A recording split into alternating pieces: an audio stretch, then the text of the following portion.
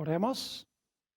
Padre Celestial, gracias te damos por tus abundantes bendiciones.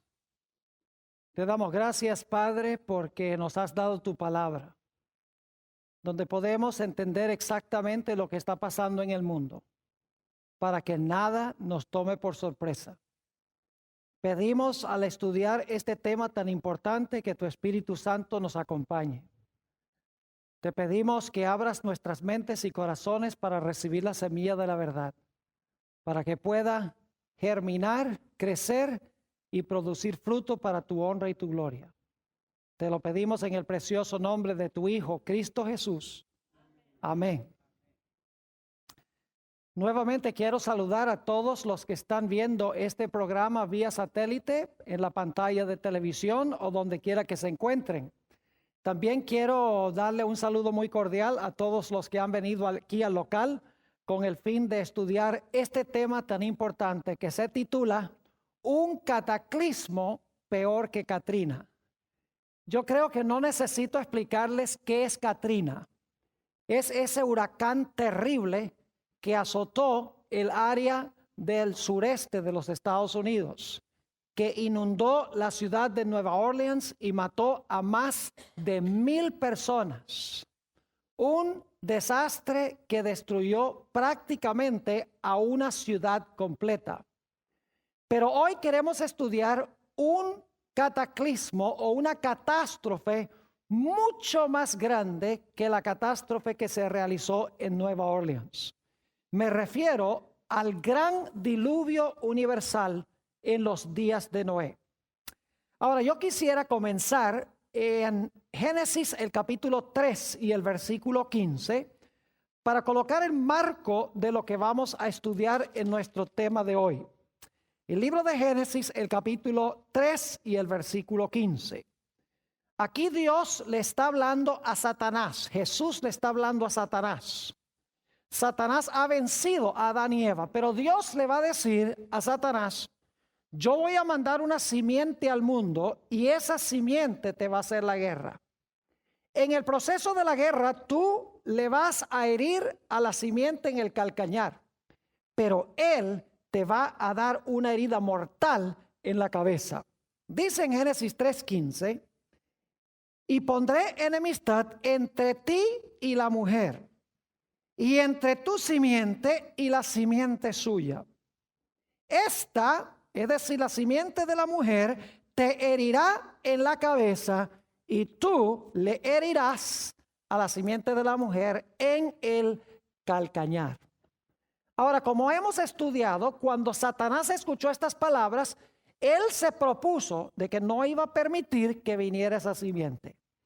Porque él dice: si dejo que venga esa simiente, me va a aplastar la cabeza. Así que desde este momento en adelante, yo voy a impedir que esa simiente venga al mundo. Si no viene, no me va a aplastar la cabeza. Y desde el mismo comienzo de la historia, encontramos que Satanás maniobra para impedir que la simiente venga. El primer ejemplo de esto lo encontramos en Génesis, el capítulo 4, en la historia de Caín y Abel. Y lo que quiero hacer es ir a Primera de Juan 3, a donde se relata la experiencia de Génesis, el capítulo 4. Primera de San Juan, el capítulo 3 y el versículo 12. Primera de San Juan 3 y el versículo 12. Dice aquí: no como Caín, que era del maligno y mató a su hermano. ¿Y por qué causa le mató? Porque sus obras eran malas y las de su hermano justas. Quiero que noten aquí que dice que Caín era del maligno. Es decir, la acción de Caín no fue solamente de él, estaba el maligno detrás de él. Y el propósito era matar a la simiente. Pero como hemos estudiado, cuando Caín mató a Abel, Dios levantó otra simiente para tomar el lugar de Abel. Leamos eso en Génesis, el capítulo 4 y el versículo 25. 4:25 dice: y conoció de nuevo Adán a su mujer, la cual dio a luz un hijo, y llamó su nombre Set, porque Dios, dijo ella, me ha sustituido otro hijo, en realidad en el hebreo dice otra simiente, en lugar de Abel, a quien mató Caín. Así que Satanás dice, yo voy a matar a la simiente, y Dios dice, si tú me matas a la simiente, de donde vendrá la simiente, entonces yo voy a traer otra simiente al mundo. No vas a poder derrotar mi plan matando a la simiente. Así que Satanás decidió implementar un plan B. Otro método para impedir que viniera la simiente, ya que se dio cuenta que matando a la simiente no le servía de nada porque Dios trajo otra simiente. Él se propuso a usar otra metodología. Ahora, el diablo se dio cuenta que en realidad Dios no estaba, estas simientes preliminares no eran la simiente de Génesis 3:15. El diablo se dio cuenta que Dios estaba preparando un linaje, estaba preparando una genealogía de donde finalmente iba a traer a la simiente de Génesis 3:15 al mundo.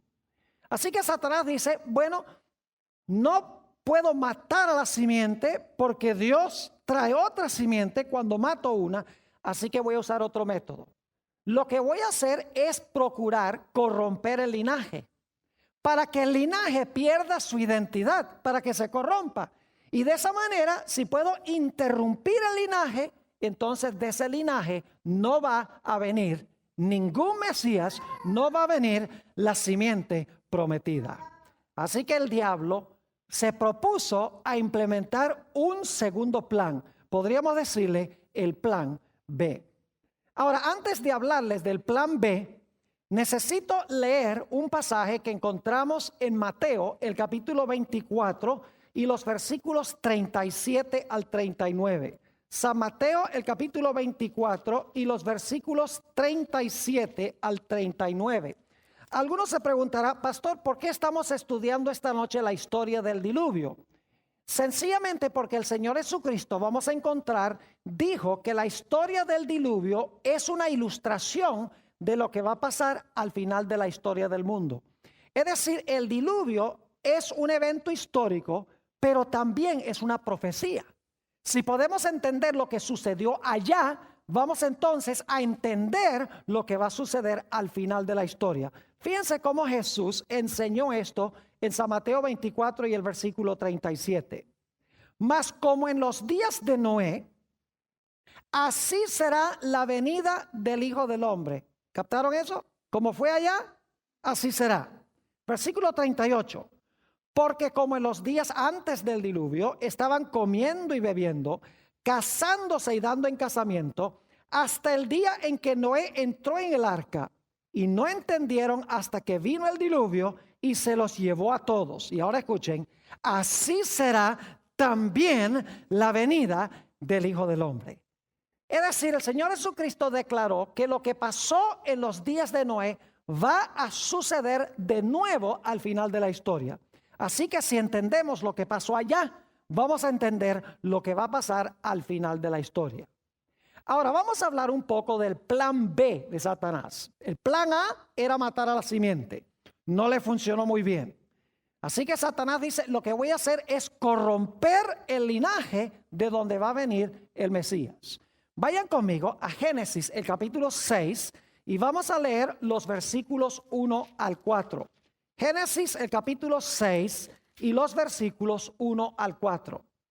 Dice, aconteció que cuando comenzaron los hombres a multiplicarse sobre la faz de la tierra, y les nacieron hijas, que viendo los hijos de Dios, que las hijas de los hombres eran hermosas, tomaron para sí mujeres, escogiendo entre todas. Y dijo Jehová, no contenderá mi espíritu con el hombre para siempre, porque ciertamente él es carne, mas serán sus días 120 años. Había gigantes en la tierra en aquellos días. Y también después que se llegaron los hijos de Dios a las hijas de los hombres y les engendraron hijos. Estos fueron los valientes que desde la antigüedad fueron varones de renombre. Encontramos en estos versículos una mezcla entre los hijos de Dios y las hijas de los hombres. Ahora, la mayoría de los eruditos hoy en día creen que los hijos de Dios eran ángeles y que las hijas de los hombres son o eran mujeres humanas de la raza humana. Es decir, hubo una relación sexual entre ángeles y seres humanos que produjo los gigantes, produjeron híbridos que se les llama los gigantes o los nefilim, como dice en hebreo aquí en Génesis el capítulo 6. Ahora, necesitamos entender bien bíblicamente quiénes son los hijos de Dios y quiénes son las hijas de los hombres. Quiero decirles que los hijos de Dios no eran ángeles. Las hijas de los hombres sí eran humanas. Ahora, permítanme mencionarles 3 razones y luego voy a mencionarles una cuarta razón que no es bíblica, pero es importante igual. 3 razones bíblicas por las cuales los hijos de Dios no eran ángeles. Número 1, los gigantes que se mencionan en Génesis 4 no fueron el fruto del cruce entre los hijos de Dios y las hijas de los hombres. Porque dice que había gigantes en aquellos días y también había gigantes después que los hijos de Dios entraron a las hijas de los hombres. Es decir, había gigantes antes de que hubiese los cruces y había gigantes también después. Es decir, los gigantes o los nefilim no eran el fruto de una relación entre ángeles y seres humanos. En segundo lugar, estos gigantes, nefilim en hebreo, se mencionan solamente en un otro lugar en el Antiguo Testamento. Les voy a mencionar la referencia. Números 13:33 dice que en la tierra de Canaán había gigantes cuando Israel iba a entrar en Canaán. Ahora, esos no podrían haber sido ángeles, los mismos ángeles supuestamente que existieron después del diluvio, porque cuando vino el diluvio, todos los gigantes fueron ¿qué cosa? Todos los gigantes fueron destruidos en el diluvio. Así que había gigantes después del diluvio. Los nefilim de Génesis 6 fueron destruidos en el diluvio. Así que no podemos decir que los gigantes eran ángeles o eran híbridos, el fruto de una mezcla entre ángeles y seres humanos. En ese caso tendríamos que decir que los gigantes en Canaán eran una combinación de ángel y ser humano. Pero en realidad sabemos que eran sencillamente gigantes humanos que había en Canaán que el pueblo de Israel tuvo que conquistar. La tercera razón por la cual encontramos que los hijos de Dios no eran ángeles es porque el Señor Jesucristo declaró que los ángeles no se casan ni se dan en casamiento. Es decir, los ángeles no contraen matrimonio. Y por lo tanto, no es posible que los hijos de Dios hayan sido ángeles que se entremezclaron con las hijas de los hombres. Además de eso, la cuarta razón, que no es bíblica, pero es muy importante, yo examiné los expositores de la Biblia, como los grandes reformadores protestantes, Martín Lutero, Juan Calvino, Zwinglio, todos esos grandes eruditos de la palabra de Dios, y todos dicen que los hijos de Dios son los descendientes de Set, es decir, el linaje de los justos. Mientras que las hijas de los hombres son las mujeres que se mencionan en el linaje de Caín. Y se mencionan a 3 de ellas por nombre en el linaje de Caín. Es decir, los hijos de Dios son los fieles del linaje de donde vendrá el Mesías.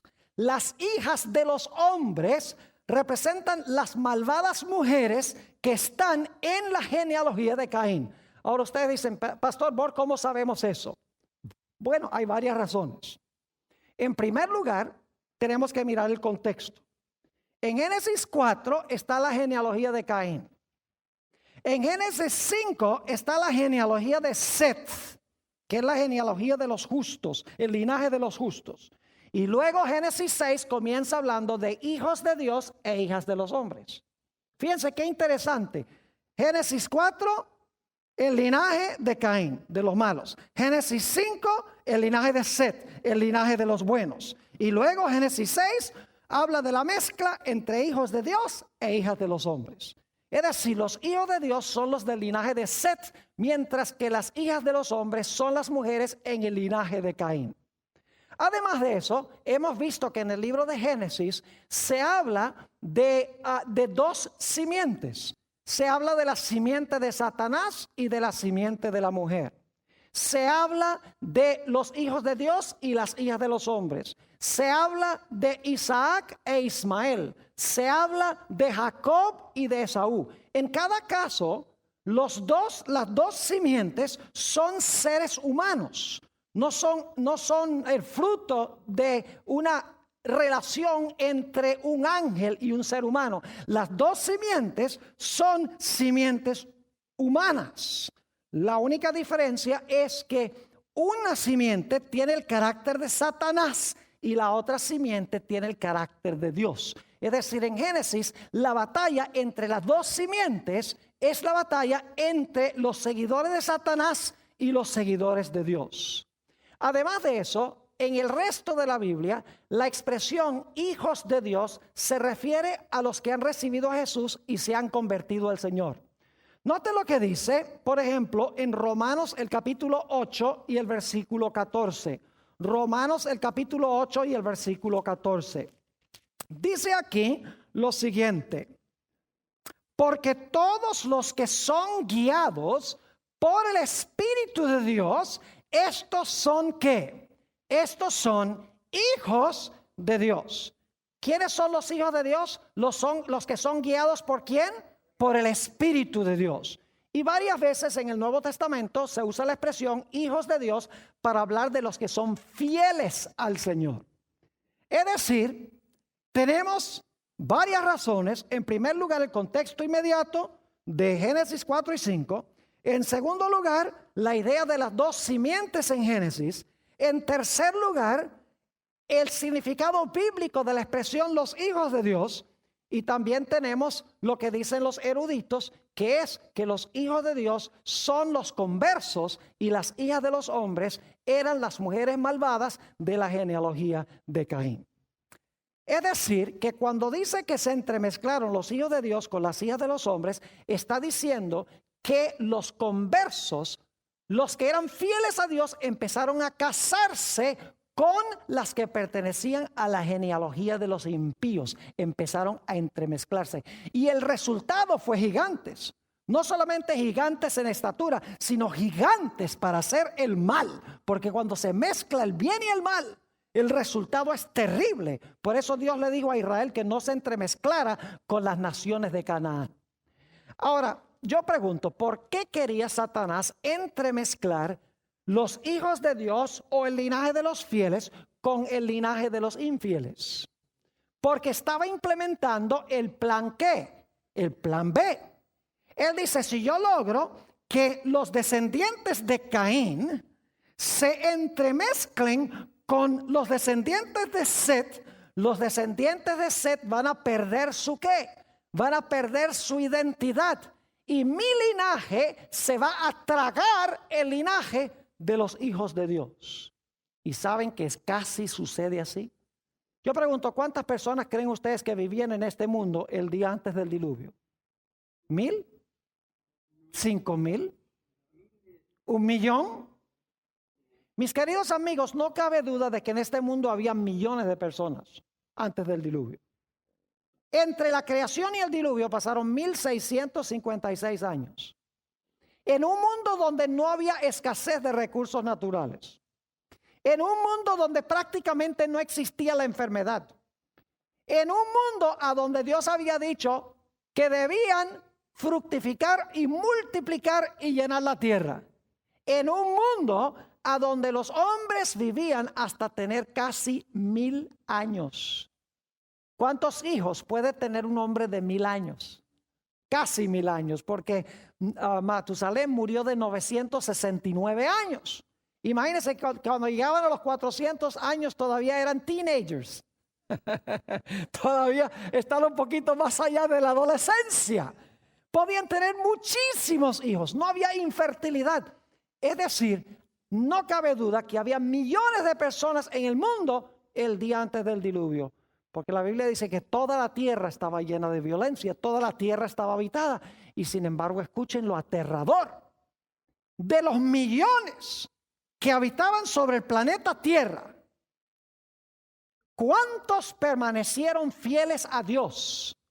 Solamente quedaban 8 personas fieles a Dios. Y todos eran de la misma familia. Eran del linaje de Set. Noé es el último personaje que se menciona del linaje de Set. Ahora yo pregunto, ¿qué hubiera sucedido si Dios no hubiera destruido el mundo por un diluvio? Hubiera terminado de corromperse el linaje de donde iba a venir el Mesías o la simiente, y Dios no hubiera tenido a nadie a través del cual traer a la simiente prometida al mundo. Ese era el propósito de Satanás. Era acabar con el linaje, entremezclando a los justos con los injustos. Y el resultado fue estos nefilim, estos gigantes, no solamente en tamaño, sino gigantes en hacer el mal. Y la Biblia dice que antes de que se entremezclaran, había también gigantes. Es decir, los gigantes no eran el fruto solamente de la entremezcla de los justos con los injustos. Ahora necesitamos hablar un poquito sobre lo que sucedió antes del diluvio, que llevó finalmente a este gran cataclismo universal. Notemos en primer lugar la maldad que había en la tierra. Vayan conmigo a Génesis, el capítulo 6 y el versículo 5. Génesis, el capítulo 6 y el versículo 5.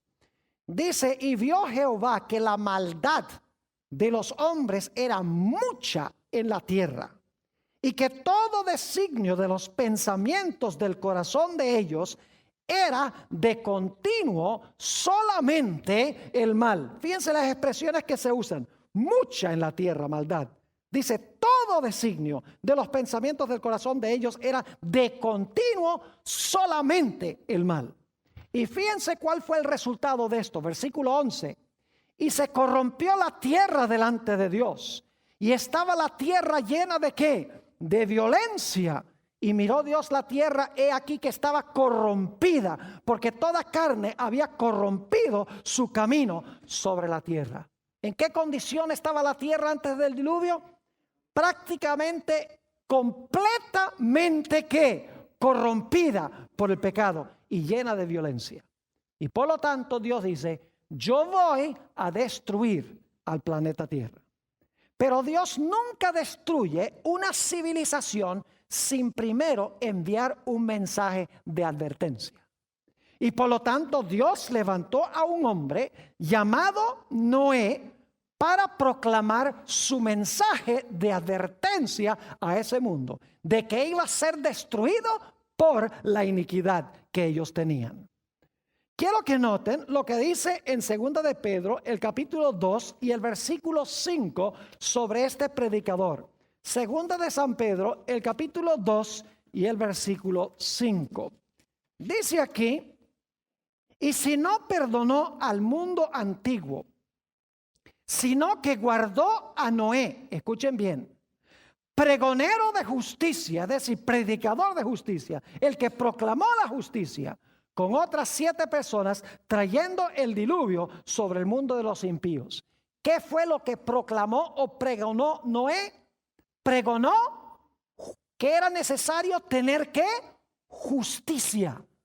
Noten también lo que dice el libro de los Hebreos, el capítulo 11, y vamos a leer el versículo 7. Hebreos, el capítulo 11 y el versículo 7. Aquí está hablando nuevamente del mensajero que Dios levantó. Dice, por la fe Noé, cuando fue advertido por Dios acerca de cosas que aún no se veían, con temor preparó el arca en que su casa se salvase, y por esa fe condenó al mundo y fue hecho heredero de la justicia que viene por la fe. ¿Qué hizo Noé? Noé predicó y también ¿qué? Y construyó. Porque si sencillamente hubiera dicho que Dios iba a destruir el mundo por un diluvio y no hubiera hecho nada, como que la gente no le hubiera creído mucho. Pero si Él predica el mensaje y vive el mensaje haciendo un arca, la gente queda absolutamente sin excusa. Ahora, ¿qué mensaje proclamó Noé? ¿Era un mensaje de amor? Sí. Dios les dijo, Dios ama a esta civilización. Dios no quiere destruirlos. Dios quiere que vivan. Él no quiere la muerte del pecador. Arrepiéntanse de su pecado. Cambien sus vidas por el poder de Dios. Y entonces Dios no va a enviar el diluvio. Pero si no se arrepienten y cambian sus caminos, el diluvio vendrá. ¿Cuánto fruto tuvo el mensaje de Noé? De millones de personas, solamente su familia recibió el mensaje. Vivimos en un mundo hoy a donde la gente cree que la mayoría está con Dios. ¿Sabe usted que en la Biblia la mayoría nunca ha estado con Dios? Es la minoría la que está con Dios. Algunas personas dicen, ¿cómo es que los adventistas pueden tener razón cuando ellos dicen que se debe guardar el sábado cuando casi todo el mundo guarda el domingo? ¿Ve? La gente se rige por las mayorías y no por lo que enseña la santa palabra de Dios. El mensaje de Noé no fue un mensaje blandito, no fue un mensaje suave, no era un mensaje, bueno, Dios ama a todo el mundo, Dios no va a destruir a nadie, todo va a andar bien, no se preocupen. Él predicó justicia. Dijo, arrepiéntense y cambien sus caminos porque la destrucción vendrá. Ahora escuchen bien, el mensaje de Noé no fue un mensaje fácil. ¿Saben por qué? Les voy a compartir algunos datos, no los vamos a leer, pero solamente se los voy a compartir, están en su lista de textos. Según Génesis 2, 5 y 6, la tierra al principio era regada por un vapor que subía de la tierra. Es decir, no había llovido antes del diluvio nunca.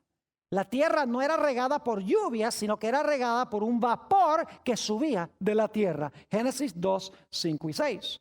Y algunos dirán, pero pastor, ¿cómo llegó a estar esa agua debajo de la tierra para que pudiera salir como un vapor? Bueno, en Génesis 1 y el versículo 2 nos dice que este planeta estaba cubierto de agua antes de la creación. Y en Génesis 1:7 nos dice que Dios tomó parte de esa agua y la puso debajo de la tierra y tomó otra parte del agua y la colocó encima de la tierra y eso llegó a ser la atmósfera. Es decir, el agua que cubría el planeta, Dios tomó parte y la colocó arriba y tomó parte del agua y la colocó abajo. El agua que colocó bajo la tierra era la que subía para regar la tierra como un vapor. Cuando Dios trajo el diluvio a este mundo, Dios no tuvo que inventar agua. Dios no tuvo que crear agua. Lo único que tuvo que hacer fue abrir las ventanas del cielo a donde había colocado el agua arriba y traer el agua que está debajo de la tierra, las fuentes del gran abismo, y traer el agua que estaba abajo para nuevamente cubrir el planeta. Es decir, el agua que puso arriba y abajo, ahora Dios en el diluvio trae el agua de arriba y trae el agua de abajo y nuevamente llena el planeta como era antes del diluvio. Ahora ustedes pueden imaginarse cuán ilógico era el mensaje de Noé. Cuán absurdo, cuán anticientífico. Imagínense predicando que Dios va a traer un diluvio, va a llenar la tierra con agua cuando nunca había llovido. De que Dios iba a traer agua del cielo y se iba a llenar el planeta con agua. Yo me imagino a los científicos, a los historiadores, inclusive a los psicólogos diciendo, este hombre está loco porque nunca ha llovido. Esto es científicamente imposible. Pero como leímos en Hebreos 11 y el versículo 7, Noé tenía fe. ¿Saben lo que es fe? Es muy sencillo. Dios habla algo, yo creo lo que Dios dice y actúo a base de lo que dice. Es decir, fe no es creer lo que Dios dice. Fe es creer lo que Dios dice suficientemente como para hacerlo. Dios le dice a Noé, Noé, voy a mandar un diluvio. Esa es mi palabra. Te prometo que voy a mandar un diluvio. ¿Y qué hace inmediatamente Noé? No se sienta y dice, ay, gracias Señor por esta revelación, te lo creo. No. Inmediatamente, ¿qué hace? Él y sus hijos van y empiezan a cortar árboles y sacan los clavos y sacan los martillos. Porque cuando ellos oyen la palabra de Dios, actúan y obedecen lo que Dios dice. Eso es tener fe. Eso demostró que ellos creían el mensaje que estaba proclamando Noé. Por eso dice que por su fe condenó al mundo. Noé invirtió todo lo que tenía en el arca. Todo su tiempo, todos sus talentos, todo su dinero, todas sus energías, las dedicó para construir el arca. Y cada martillazo que Noé y sus hijos dieron sobre esa arca indicó que ellos creían el mensaje que Dios había dado y que en serio Dios iba a mandar un diluvio sobre el mundo. Ahora, ¿saben ustedes que el mensaje de Noé fue acompañado por el poder del Espíritu Santo? Note lo que dice Génesis, el capítulo 6 y el versículo 3.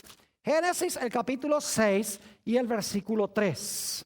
Y dijo Jehová, no contenderá mi espíritu con el hombre para siempre, porque ciertamente él es carne, mas serán sus días 120 años. ¿Qué estaba haciendo el Espíritu Santo a medida que Noé proclamaba su mensaje durante los 120 años? Dice que el Espíritu Santo estaba haciendo ¿qué cosa? Estaba contendiendo con toda carne. Es decir, estaba luchando con la gente para que la gente escuchara el mensaje de Noé y lo recibiera, lo aceptara.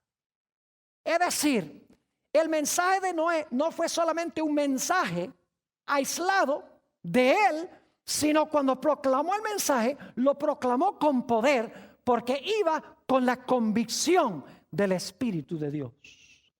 Y lo interesante es que a pesar de que Noé predicó 120 años, solamente su familia creyó y aceptó el mensaje que Dios estaba dando a través de Noé. De los millones de personas, solamente 8 creyeron que Dios iba a mandar un diluvio y aceptaron el mensaje aparentemente absurdo y anticientífico de Noé. Finalmente llegó el momento en que se debía entrar al arca. Y fíjense qué maravilloso es Dios. No solamente Dios a través de Noé proclamó un mensaje de juicio, de que Dios iba a venir en juicio. Un mensaje de que Dios quería salvar a esa civilización. Un mensaje acompañado por el poder del Espíritu Santo, sino que Dios hizo un maravilloso milagro. Note lo que dice Génesis 7 y los versículos 8 y 9. Génesis el capítulo 7 y los versículos 8 y 9. Está hablando sobre los animales y dice lo siguiente: de los animales limpios y de los animales que no eran limpios, y de las aves y de todo lo que arrastra sobre la tierra. De 2 en 2 entraron con Noé en el arca, macho y hembra, como mandó Dios a Noé. Ahora, en la versión de Hollywood del diluvio, aparecen los hijos de Noé por allá cazando animales y alándolos duro para que vengan al arca. Pero la versión bíblica dice que los animales vinieron de 2 en 2 a Noé en el arca y entraron en orden al arca. Es decir, los animales obedecían a Dios y los seres humanos no. Dios estaba diciendo que los seres humanos habían caído a un nivel subanimal, porque los animales escuchaban a Dios, mientras que los seres humanos tenían la conciencia casi completamente cauterizada, con la excepción de Noé y de su familia. Ahora me imagino a Noé parado en la puerta del arca. Todos los animales han entrado, su familia está dentro. Y viene la última invitación. Pero los que están fuera del arca se burlan, dicen: esto es anticientífico, esto no va a pasar. ¿Y saben lo que sucede luego? Noten lo que dice Génesis, el capítulo 7 y el versículo 16. Génesis, el capítulo 7 y el versículo 16. Ya cuando se ha presentado el mensaje, los animales han entrado, sucede algo solemne. Dice allí en el versículo 16, y los que vinieron, noten los que vinieron, no los fueron a buscar, los que vinieron, macho y hembra de toda carne vinieron, como le había mandado Dios. Y ahora escuchen, y Jehová le ¿qué? Y Jehová le cerró la puerta. Y apenas se cerró la puerta, empezó a llover.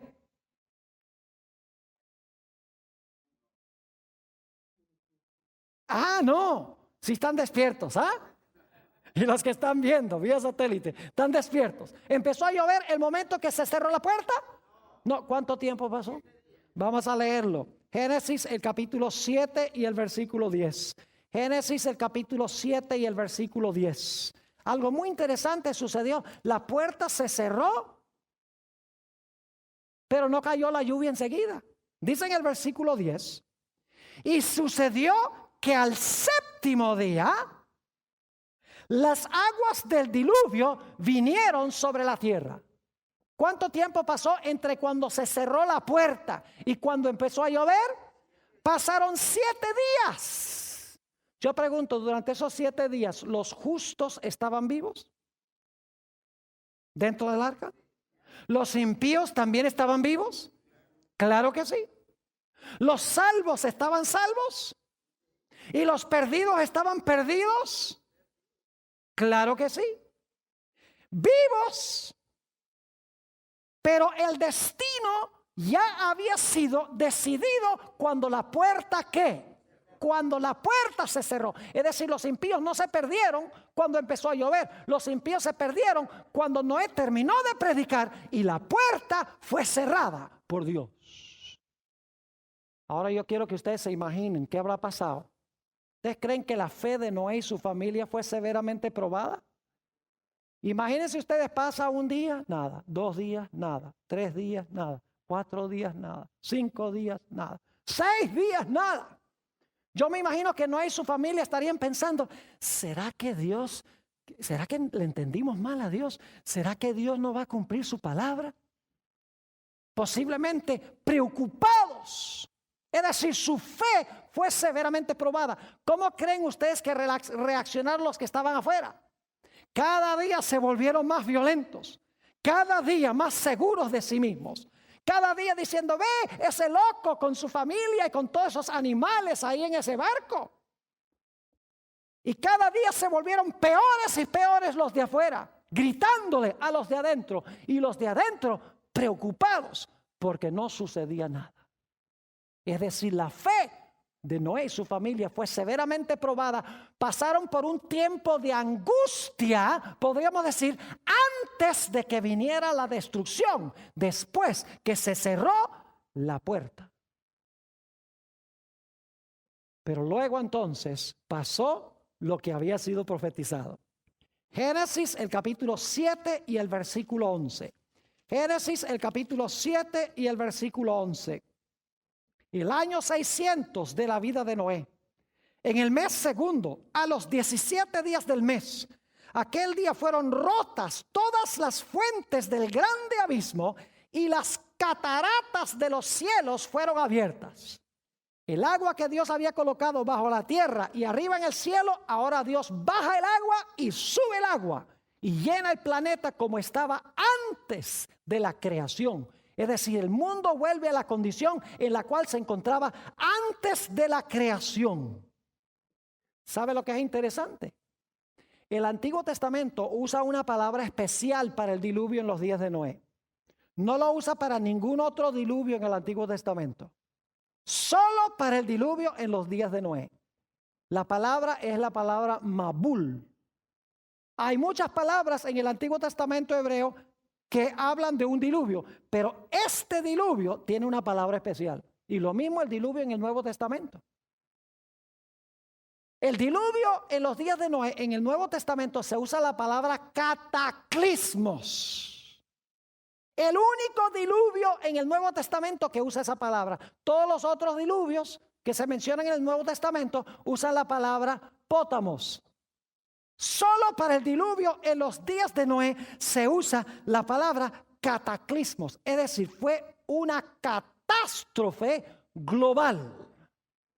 Ahora, yo no sé si debo hacer esto, pero algunos eruditos hoy en día dicen que este diluvio fue un diluvio local en el valle de Mesopotamia.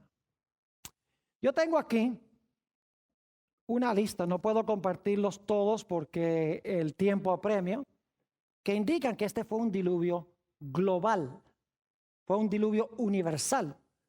En primer lugar, los autores del Nuevo Testamento enseñan que fue global. En segundo lugar, dice que toda la tierra estaba llena de violencia. En tercer lugar, si fue un diluvio local, ¿para qué construir un barco? Podrían haber emigrado a otra parte. Además de eso, si el diluvio fue local, las especies podrían haber emigrado a otro sitio. ¿Por qué fue necesario preservar las especies si fue un diluvio local? Dice ahí en Génesis que todas las cosas vivas que Dios había creado fueron destruidas en el diluvio. Se dice que todos los altos montes fueron cubiertos de agua. Dice, toda carne murió, cada hombre murió. Dice, solamente Noé y su familia quedaron. Además de eso, cuando Noé mandó las aves no encontraban a dónde posarse. Si hubiera sido un diluvio local, hubieran seguido volando y hubieran conseguido a dónde posarse. Además de eso, el arco iris fue señal de que Dios no iba a mandar otra vez un diluvio global. Si el diluvio fue local, entonces Katrina hace que Dios sea mentiroso, porque ese fue un diluvio local. El hecho de que Dios da un arco iris indica de que este fue un diluvio universal. Y Dios dice, no voy a llenar otra vez toda la tierra, todo el planeta de agua. Además de eso, todas las naciones tienen recuerdos de un diluvio. Casi todas las civilizaciones del mundo tienen historias de un diluvio global que destruyó la tierra. Además de eso, el registro fósil, el registro de los fósiles indica de que hubo una catástrofe global. Es decir, este fue un cataclismo mundial. Y dice en Génesis 7 y el versículo 21 al 23, Génesis 7 y el versículo 21 al 23, y murió toda carne que se mueve sobre la tierra, así de aves como de ganado y de bestias, y de todo reptil que se arrastra sobre la tierra y todo hombre. Todo lo que tenía aliento de espíritu de vida en sus narices, todo lo que había en la tierra murió. Así fue destruido todo ser que vivía sobre la faz de la tierra, desde el hombre hasta la bestia, los reptiles y las aves del cielo, y fueron raídos de la tierra. Y ahora escuchen bien, y quedó solamente ¿quién? Noé y los que con él estaban en el arca. ¿Cumplió Dios su palabra? ¿Destruyó totalmente al mundo por un diluvio? Absolutamente.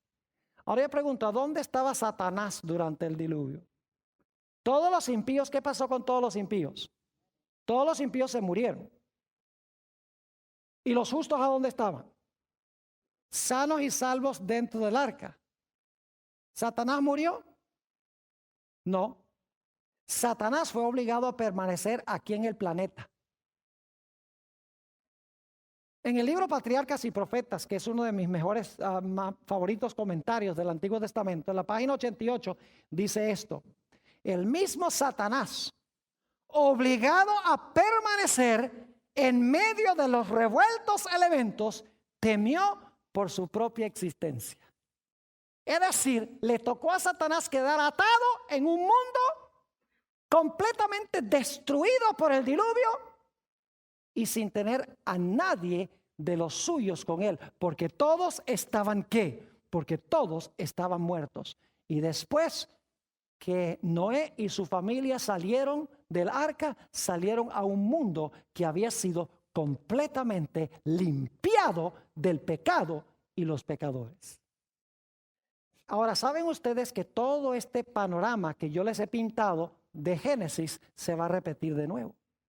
Ahora, no tenemos tiempo de hacer todos los paralelos, pero les voy a mencionar los versículos y las ideas para que ustedes lo estudien más detenidamente con la lista de textos que han recibido. Vayan conmigo a Mateo, el capítulo 24, y vamos a leer de nuevo el versículo 37 al 39. Mateo 24 y el versículo 37 hasta el versículo 39. Dice: mas como en los días de Noé, así será la venida del Hijo del Hombre. Ahora escuchen esto. Porque como en los días antes del diluvio, estaban comiendo y bebiendo, casándose y dando en casamiento. Ahora escuchen, hasta el día que Noé entró en el arca. Ahí está el primer hasta que entró en el arca. Versículo 39. Y no entendieron hasta que vino el diluvio. Un segundo hasta. Yo no sé si ustedes captaron algo interesante allí. Dice que estaban comiendo y bebiendo, casándose y dándose en casamiento, hasta el día que Noé, ¿qué? Entró en el arca. Y no entendieron o no conocieron hasta que, ¿qué? Que vino el diluvio. ¿Cuánto tiempo pasó entre cuando entraron al arca y cuando vino el diluvio? 7 días. Y durante ese periodo ellos no entendieron o no conocieron que estaban, ¿qué? No conocieron o no entendieron que estaban perdidos. Es decir, Jesús dice que comían, bebían, plantaban, edificaban hasta que entraron en el arca, hasta que no entró en el arca. No conocieron hasta que vino el diluvio que estaban, ¿qué? Perdidos. Y luego Jesús dice: así será también la venida del Hijo del Hombre.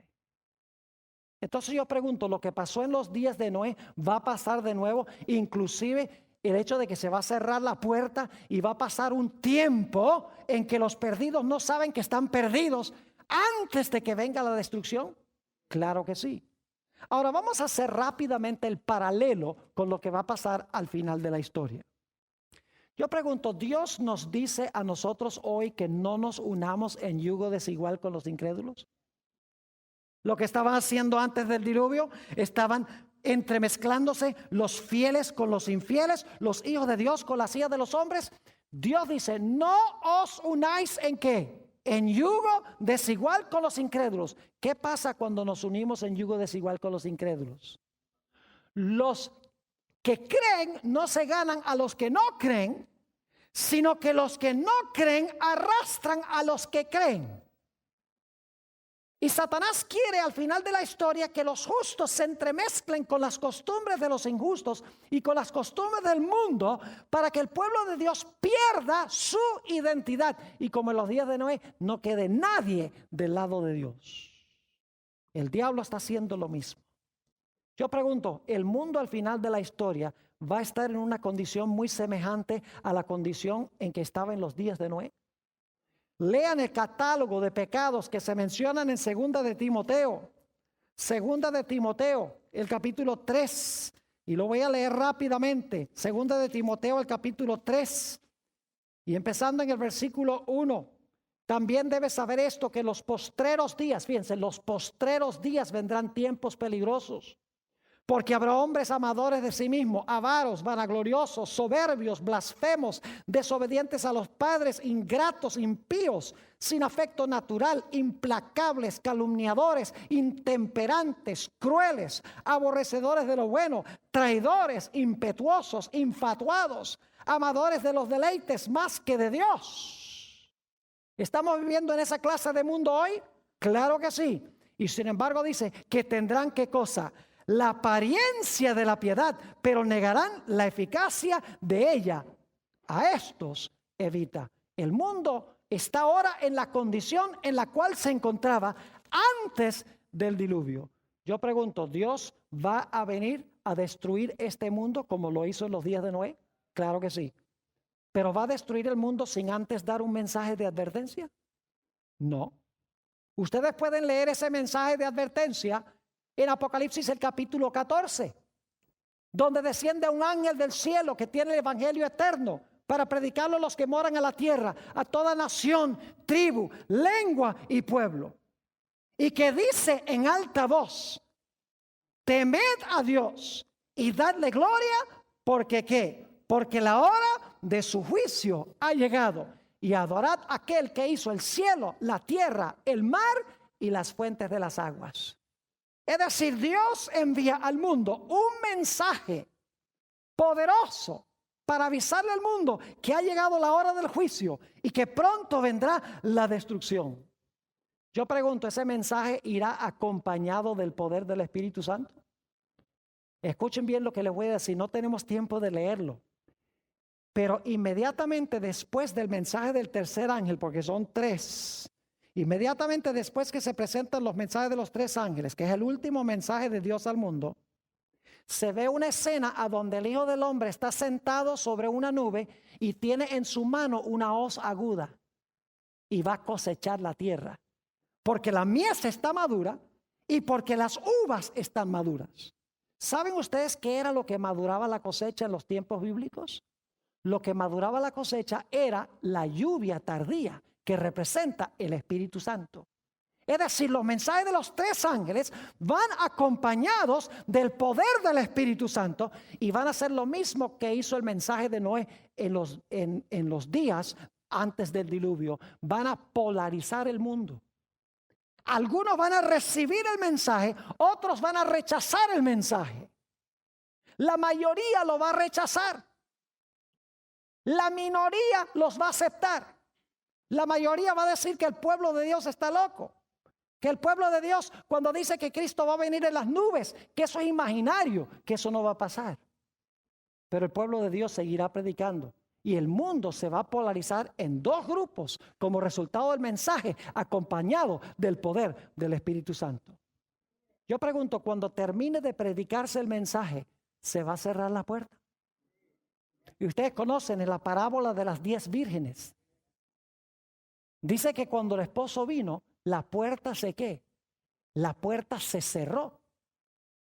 En Apocalipsis, el capítulo 15 y el versículo 5 al 8, que no vamos a leer, dice de un tiempo cuando ya la gente no va a poder entrar al santuario para confesar sus pecados, porque el Señor Jesucristo habrá concluido su obra sumo sacerdotal.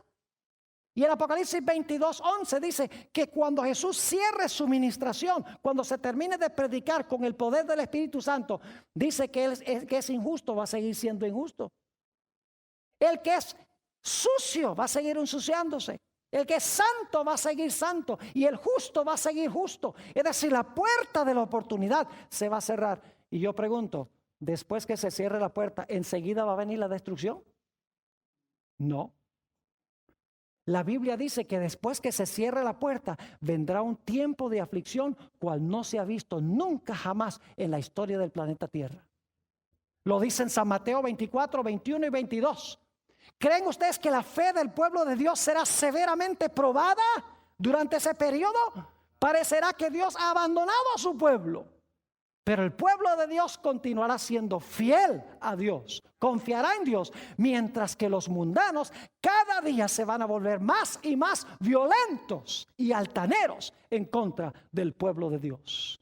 Ya cuando el tiempo de angustia venga, ya todo el mundo habrá decidido estar en un lado o en otro lado, porque la puerta se habrá cerrado. Y luego entonces vendrá la destrucción global. Jeremías vio esta destrucción global. Jeremías 4 y el versículo 23. El profeta vio este momento cuando Cristo venga. Dice, miré la tierra y he aquí que estaba ¿qué? Desordenada y vacía. Y miré los cielos y no había en ellos ¿qué? Luz.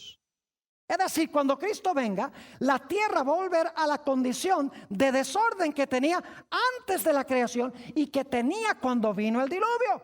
Porque en el diluvio el planeta se llenó de agua y se puso oscuro como antes de la creación. Es decir, el mundo va a regresar a esa condición. Y yo pregunto, ¿dónde va a estar Satanás? Durante los 1000 años, ¿a dónde va a estar Satanás? ¿Cuántos impíos va a tener cuando Cristo venga? ¿Cuántos seguidores va a tener Satanás vivos? Ninguno. Porque dice en Apocalipsis 25, el resto de los muertos no tornaron a vivir, sino hasta que se cumplieran los 1000 años. Igual que en el diluvio, todos los seguidores de Satanás van a estar muertos. Y Satanás va a ser atado a este mundo. Dice que se va a ser encadenado en Apocalipsis el capítulo 20 y el versículo 1 al 3. Va a estar vivo aquí con sus ángeles. Los impíos van a estar todos, ¿qué? Todos muertos. Y los justos van a estar con Jesús en la patria celestial. Y así como vino agua del cielo y agua de debajo de la tierra. Segunda de Pedro, el capítulo 3 dice que ya no será agua, sino que vendrá un lago de fuego de arriba y un lago de fuego de abajo que destruirá la tierra, purificará la tierra, limpiará la tierra del pecado y pecadores.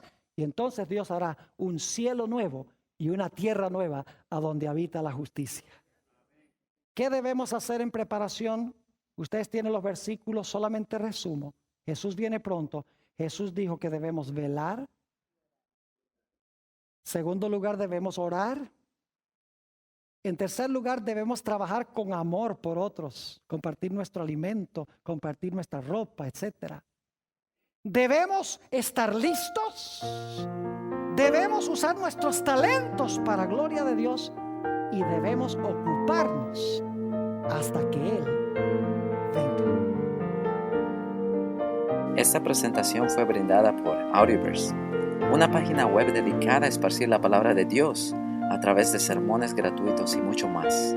Si quisiera saber más de Audioverse o si le gustaría escuchar más sermones, por favor visite www.audioverse.org.